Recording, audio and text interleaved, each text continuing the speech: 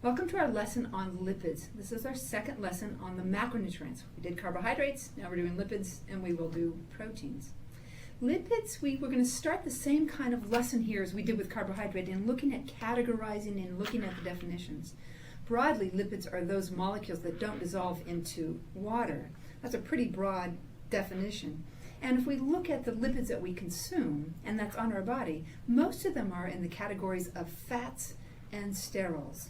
And even within these two, 95% are fats.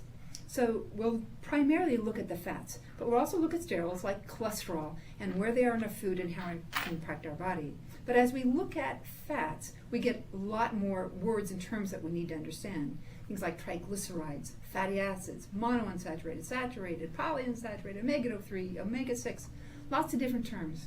And to understand all those terms and those categories, we need to take a look at the chemical structure.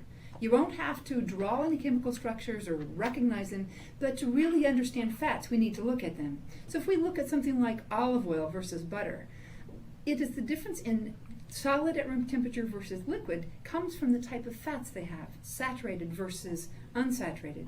But if you look at something like canola oil or corn oil versus olive oil, those look very similar, but have very different combinations of fatty acids. So we need to look at those not only just at their physical structure, but what makes them different. So once we look at the food and we take it in, we look at how fat can influence our body. And this is one of those nutrients where we are what we eat, but maybe not in the way you anticipate.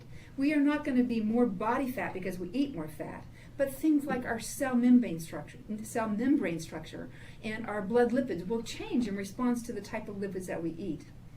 So after we look at the food composition of fats, we're going to bring them into our body, look at that digestive process, and we're going to see how it impacts things like our different lipid proteins that we use to transport these in the body, our HDL and LDL. And then we can look at those and how they influence our disease. So for this lesson, we're going to start off by categorizing, looking at the terminologies, what do they mean, digest them, bring them into our body, and then see how they influence our blood lipid profiles and how that impacts our risk for diseases such as cardiovascular disease and cancer.